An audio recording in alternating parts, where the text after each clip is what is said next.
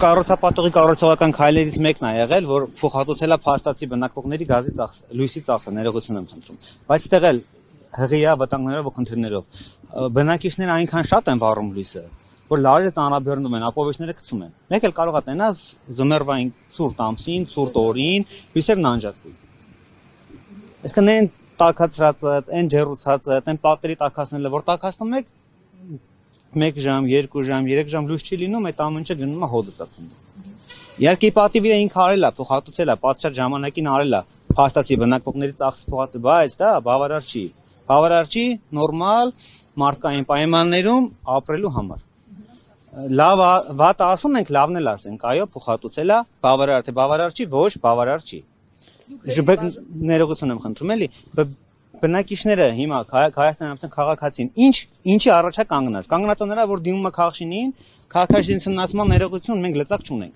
Ասենք դուք պետական ոլորտում քաղաքաշինության ոլորտում քաղաքականություն իրականացնող մարմին եք, դուք որ լծակ չունեք, ես ունեմ, այս բնակիչն ունի, թե այն բնակիչ ունի, ով լծակ ունի, որ դուք լծակ չունեք։ Մենք կարող ենք միայն ծրագիրը համարենք ձախողած։ Ասում ենք լավ, ծրագիրը ձախողված չի։ Ենթադրենք, մարդիկ ապրում են, բայց այդ ինչ պայմաններում են ապրում։ Երևանի կենտրոնում, Հայաստանի Հանրապետության կենտրոնում կա մի հատ տարածք, որտեղ որ գազ չկա, հեռավոր գյուղերում նույնիսկ գազ կա։ Ես ինքս արմատներով գյուղից եմ, ամենահարգանք բոլորի հանդեպ։ Գյուղում գազ կա, քաղաքի կենտրոնում գազ չկա, բայց բնակիչը ո՞նց ապրելու։ Ձերանից ասեք։ Թույլ տաք չներկայանամ, եթե կարելի է։ Գազի եւ ջրի բաժանորդ եք, հեցի եւ Գազպրոմի։ Գազի բաժանորդ չենք, ջրի բաժանորդ չենք, ջուր օգտագործում ենք, հեցի բաժանորդ ենք, այո։ Ջուրը ո՞նց եք օգտագործում։ Այնտեղ մի տեխնիկական նկատառում կա, թույլ տվեք չմահարանամ, որովհետև կարող է ինքս լավ չներկայացնեմ, բայց ջրի բաժանորդ ենք, ջուր ունենք։ Իհարկե մենք լիքը հասկանում ենք նոր կառուցված շենքեր են, հղիա լիքը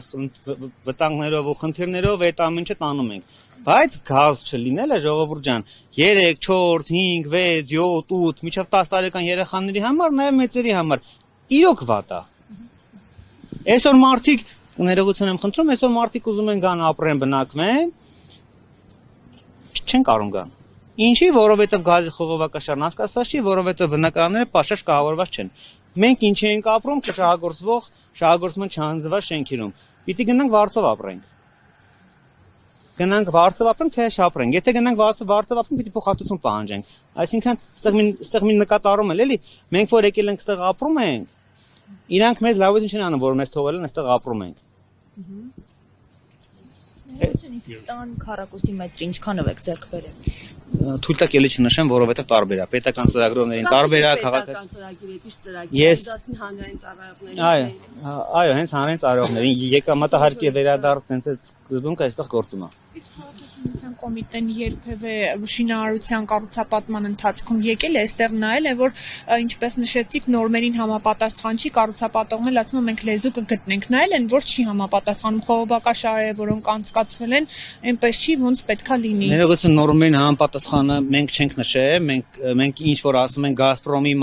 Գազպրոմի ասվածը դա բամբասանքի մակարդակ է, որոշակի դեպքում նաև գրությունների մակարդակ է։ Փաստացի բնակիչը այսօր գազ չունի։